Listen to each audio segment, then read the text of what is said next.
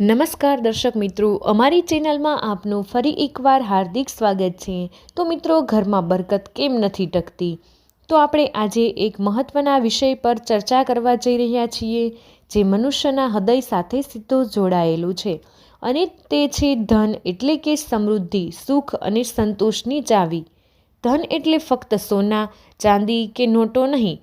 ધન એટલે જીવનની શક્તિ, નિર્ભયતા, પરિવારની સુરક્ષા અને પરોપકાર કરવાની ક્ષમતા।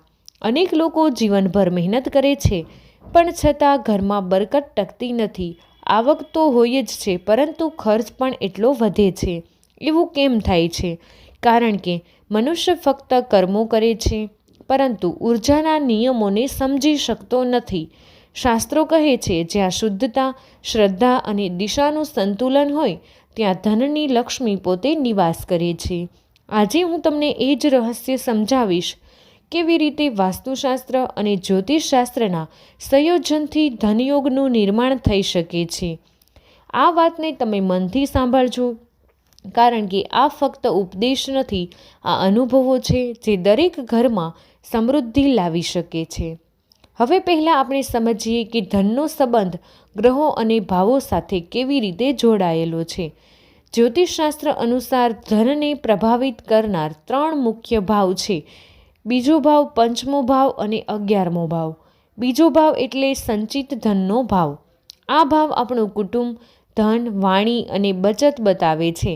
જો આ ભાવનો સ્વામી મજબૂત હોય તો ઘરમાં સદાય ધનની બરકત રહે છે, પરંતુ જો આ ભાવ જ દુબળો હોય તો આવક હોવા છતાં બચત નથી થતી। ઉપાય રૂપે મંગળવારે ગાયને ગોળ ખવડાવો, શનિવારે ગરીબોને અનાજ આપો અને તમારી વાણીમાં મધુરતા લાવો, કેમ કે વાણી પણ ધન આકર્ષે છે। 5મો ભાવ પૂર્વ પુણ્યનો અને રોકાણમાંથી મળતા લાભનો છે। જો આ ભાવમાં શુભ ગ્રહો હોય તો મનુષ્યને અચાનક ધનલાભ થાય છે। જીવનમાં યોગ્ય સમયે યોગ્ય તક મળે છે। આ ભાવને બળવાન કરવા માટે વિદ્યાર્થીઓએ શિક્ષણ સામગ્રીનું દાન કરો, દરરોજ સૂર્યને જળ અર્પણ કરો, ગાયત્રી મંત્રનો જાપ કરો, જેથી બુદ્ધિ પ્રકાશિત થાય છે, તેથી આવક પોતે વધે છે। હવે આપણે 11મા ભાવ વિશે વાત કરીએ તો 11મો ભાવ લાભ અને ઈચ્છાપૂર્તિનો છે। આ ભાવ તમારા બધા સ્ત્રોતો, આવક, સહયોગ અને સફળતાને પ્રતિનિધિત્વ આપે છે। જો આ ભાવનો સ્વામી બળવાન હોય તો મનુષ્ય જે ઈચ્છે તે હાંસલ કરી શકે છે। આ ભાવને મજબૂત કરવા માટે દરરોજ પક્ષીઓને દાણા નાખો, તમારા મોટા ભાઈ બહેન સાથે મધુર સંબંધ રાખો અને હનુમાન ચાલીસાનો પાઠ કરો। શનિની કૃપાથી આવકમાં આવતી બાધાઓ દૂર થાય છે।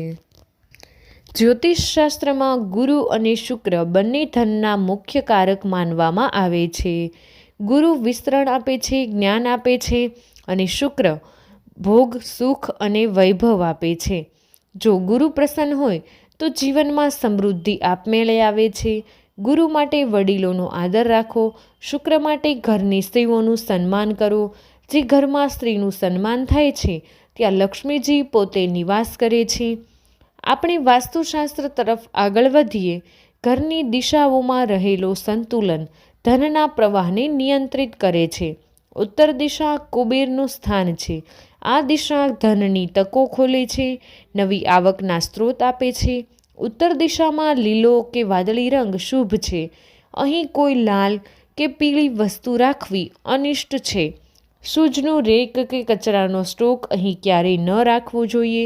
ઉત્તર દિવાલ પર વહેતા પાણીનું ચિત્ર કે કુબેર યંત્ર લગાવવાથી ધનનો પ્રવાહ સતત વધે છે। આગ્નેય ખૂણો એટલે કે દક્ષિણ પૂર્વ ખૂણો અગ્નિ તત્વનો પ્રતિનિધિત્વ છે। અહીં રસોડું હોવું ખૂબ શુભ છે, કારણ કે અગ્નિ જ ચાલનાને સંચાલિત કરે છે। જો અહીં પાણીનો સંગ્રહ હોય, ટાંકી કે નળ, તો ધન આવે છે, પરંતુ તરત ખર્ચાઈ જાય છે। તેથી અગ્નિ અને જળ તત્વો વચ્ચે સંતુલન રાખવું અત્યંત જરૂરી છે। અહીં આછા નારંગી કે ગુલાબી રંગ શુભ માનવામાં આવે છે। આપણે હવે તિજોરીની વાત કરીએ તો સૌથી મહત્વપૂર્ણ નિયમ છે, તિજોરી દક્ષિણ દિવાલ તરફ અટકેલી રાખવી જોઈએ, જેથી તેનું મુખ ઉત્તર તરફ ખુલે, એટલે કે ધન હંમેશા કુબેર તરફ વળેલું રહે। તિજોરીના સામે અરીસો રાખો, જેથી ધનનું પ્રતિબિંબ દેખાય તે બમણું થાય છે. આ વાસ્તુનું ગુપ્ત સિદ્ધાંત છે. હવે આપણે આધ્યાત્મિક ઉપાયોની વાત કરીએ તો સૌપ્રથમ છે શ્રીયંત્રની સ્થાપના. ઘરના ઈશાન ખૂણા એટલે કે ઉત્તર પૂર્વ ખૂણે પૂજા ગ્રહની જમણી બાજુ શ્રીયંત્ર સ્થાપિત કરો. દરરોજ તેના સમક્ષ દીવો પ્રગટાવી શ્રીમ બીજ મંત્રનો 108 વાર જાપ કરો. આ મંત્ર લક્ષ્મી તત્વને જાગૃત કરે છે.